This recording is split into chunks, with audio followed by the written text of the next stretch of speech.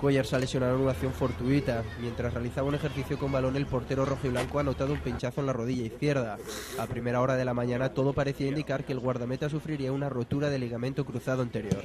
Para el médico del equipo, Antonio Revuelta, la lesión de Cuéllar no tiene buena pinta. Ha sufrido un mal apoyo, un mal apoyo en la rodilla izquierda, justo la contraria a la que ya estaba recuperada de la lesión anterior.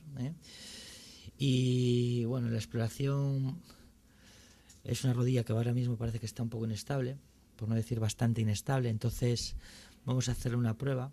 Vamos a hacer una resonancia ahora a la 1:30. La semana ha servido para que los jugadores con molestias realizaran ejercicios de descarga. Protegimos a los que veíamos que estaban un poquitín más cargados, como Andreu y como Gregory también, que está un poquitín con pubalgia, le estamos protegiendo un poco. A Luis Morán, que también estaba cargado de isquiotibiales, y Diego Castro, que está un poco con la fascia plantar cargada.